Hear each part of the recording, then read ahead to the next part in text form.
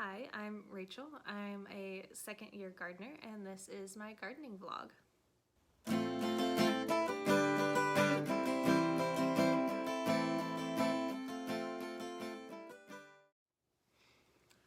Today, I wanted to show you guys how I actually planned out my garden for the whole next year. This is a method that I completely came up with myself. I mean, like the process of garden planning is not new. I did not invent that. But I didn't like follow anybody's specific plan. I just went online and I looked up all of the stuff. And I kind of just did what I thought would be best for my garden and for maximizing my space. And I wanted to show you guys how I did that. And if you like it, feel free to totally steal my idea. So this is the current spring 2020 garden plan. It has the small 4x4 bed and the larger 16-foot bed. And I haven't planned for any container gardening for the spring, so most of that will be in the summer. And basically what I've done is I took and wrote down all of the crops that I thought I wanted to grow in the spring. I looked up how long they would take to grow, the temperatures they needed for growing, the spacing, and I tried to figure out from my last frost date when I would have to plant them, indoors or outdoors, when they would be ready for harvest.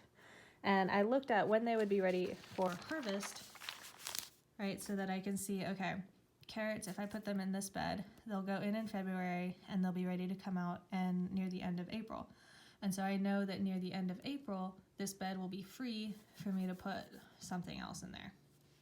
And so that brings me to the summer 2020 plan. Okay, and this one is a little bit more involved. So again, here, this side bed where the carrots are gonna be, I got some special varieties of carrots that are meant to grow in the hot temperatures of summer. So I thought I would harvest the carrots and just put some more carrots right back in. And then the larger portion of the bed over here would be tomatoes and sweet peppers. And so basically what I'm trying to decide when I'm planting my garden is, are these things going to be in and out of the way by the time that these things need to go in?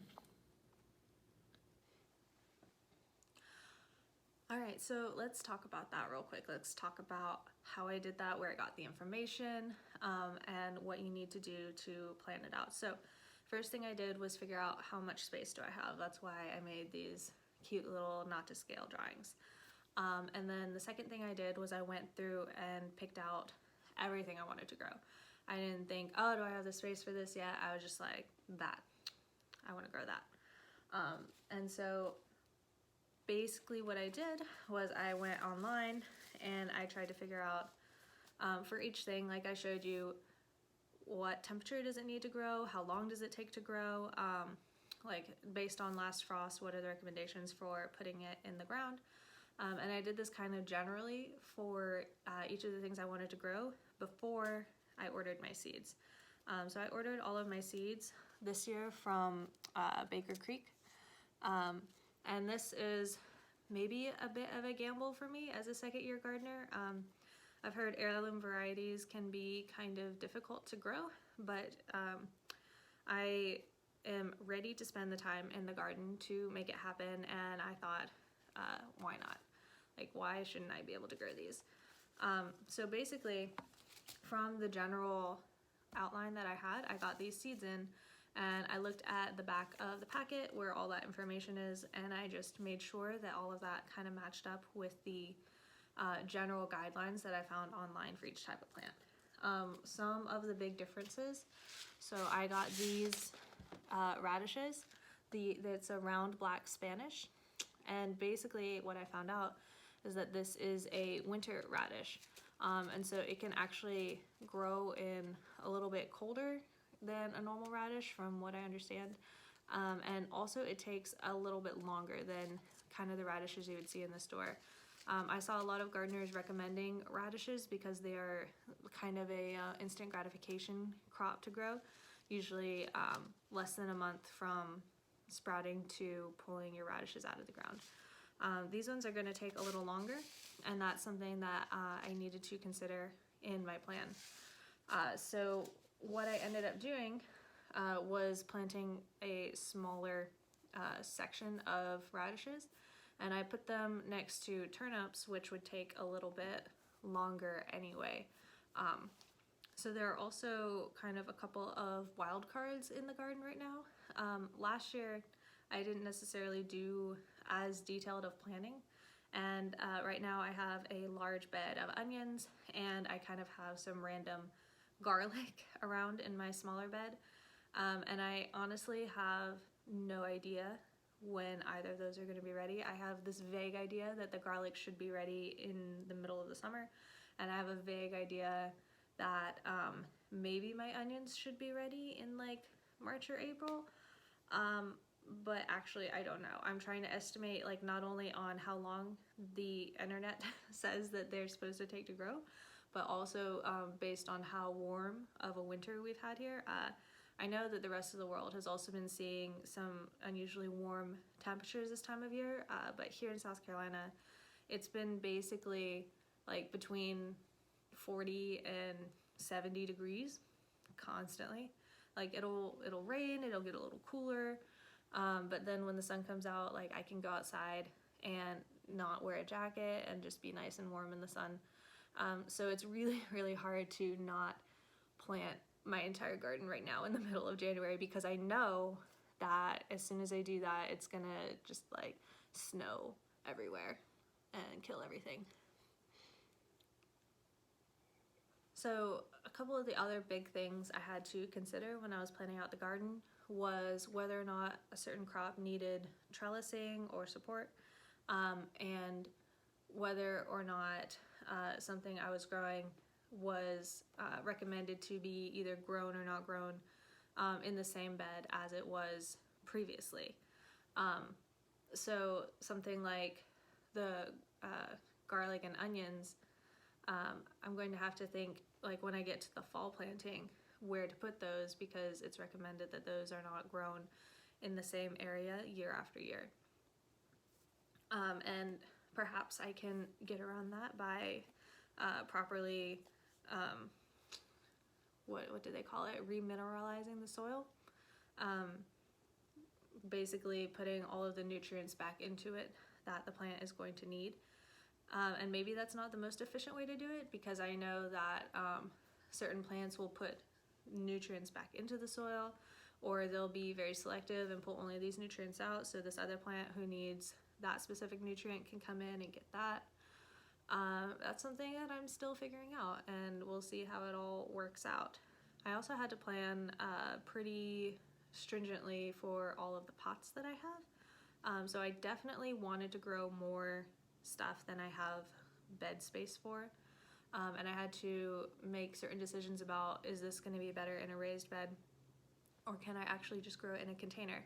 And last year I grew almost all of my peppers in containers, and in the bigger bed, the one that the neighbors had, they also were growing some peppers in there, but I didn't originally plan to put those in there. So basically what I've decided is, since my hot peppers grew so well in containers last year, I'm going to do that again, but the sweet peppers seemed like, especially the bell peppers, seemed like they needed so much more room than what I could give them, so those are going to go in the raised bed this year. And that, I feel like that's something that you just have to learn from just like seeing the plant grow. I had no idea that like even some of the smaller pepper plants, like my Tabasco plant and my Serrano pepper plant, were going to need a little bit of a cage support, because near the end of the summer, when there was just so many peppers on them, the branches were drooping, and I had a couple of branches just like snap, and by the time I found it, the peppers were no good, and it was very sad. So this year, even though I'm going to try and grow the hot peppers in containers, I am going to preemptively give them their little cages so that they don't fall down.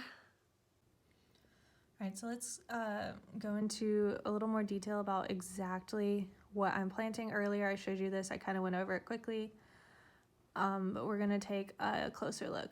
So right here I have my broccoli. And from what I can tell, it might actually be too warm outside by the time I am going to harvest it, so I might not be able to plant it. Because basically, okay, so something else I learned that is really frustrating to me that I wish I had known before, but I know now, is that the number that you see on the back of a lot of seed packets assumes that you know that you are going to transplant it. So this 55 to 85 days is actually shorter than if you were going to plant it directly in the ground. This is assuming that you grew little sprouts and then you transplanted that into the ground. And a lot of seed packets are like that. And that is probably a big reason why I ended up planting so many of my fall crops too late. Anyway, this feels like an area now that I looked at broccoli, Brussels sprouts, celery, where I'm not going to have a long enough time period where the weather is guaranteed to be really mild and cool and never hot, especially with the way this hot winter has been going. So I looked into broccoli. I don't think I'll be able to grow that. And then I looked into carrots, and you can see carrots from seed take 50 to 80 days. That's 7 to 11 weeks. And they prefer cooler temperatures, but they can tolerate all the way up to 85 degrees. So that for me is going to be between March and May. This is the spacing that is recommended. And so I have planned, based on temperatures in my area, that those would go outdoors in the middle of February and harvest near the end of April. Some of the varieties I have, I'm going to grow Black Nebula, Oxheart, and Purple Dragon. And then I also got some summer carrots, Kuroda, Uzbek Golden, and these are apparently able to withstand the hot temperatures of summer. So I'm really excited to have 2 carrot harvests this year.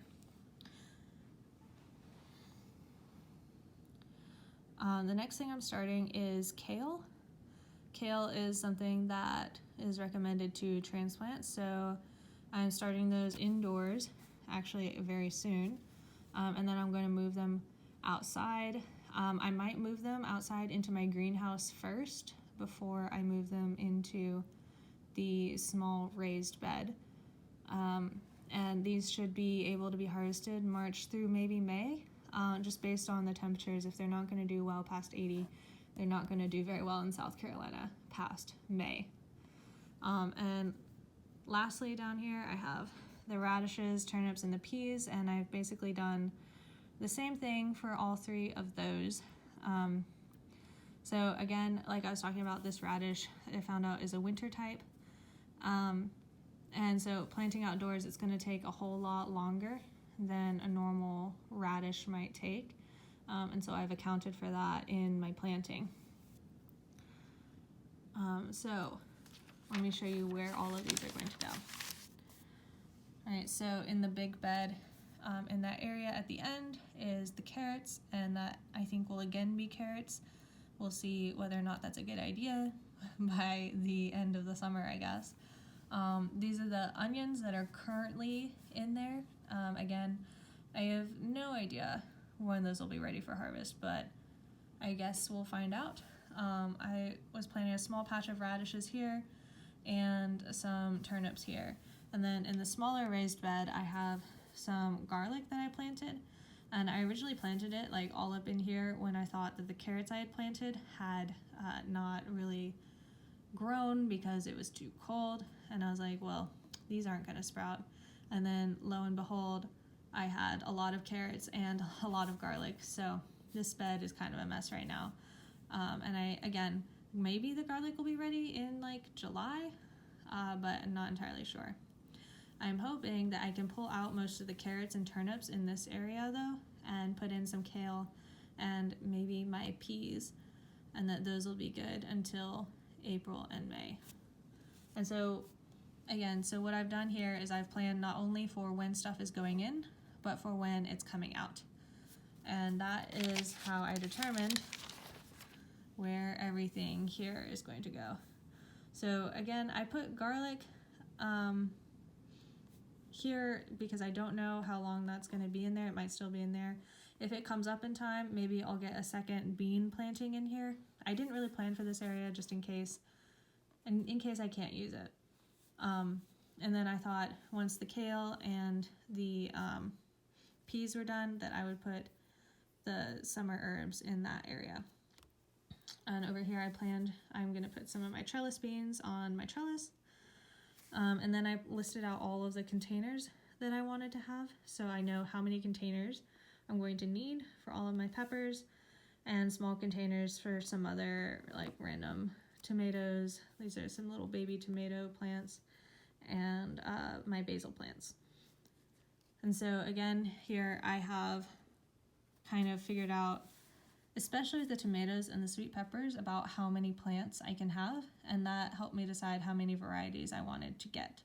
And this spacing I kind of guessed from the size of my bed and also from the spacing distance recommended on the seed packets and on the internet. And so I think with 5 varieties of each, I'm going to be able to get 2 plants of each into this space. But again, I guess you'll see in the summer when I actually make it happen whether or not that was a good or a bad idea. So yeah, that's about how I planned my garden. I don't think it's really super fancy. You know, maybe it just looks very neat. I tried to keep everything in a nice little order so that I could go back and look at it later. But if you guys have any questions for me about how I did that, how I figured out where to put things, feel free to ask. I can't guarantee I'll have an intelligent answer for you, but I will definitely try. And I hope you guys are as excited as I am about getting the garden started and figuring out whether or not these things I'm trying are going to work. To understand what it means to be true to yourself. Our lives are a short amount of time. I'd rather live with a smile, knowing I mean I will stand up tall with my face to the sky and realize that I'm perfect the way I am. I won't let them get the best of me. I'd rather stand out and just be me. I'd rather stand out and just be me. I'd rather stand out and just be me. Thank you guys for watching.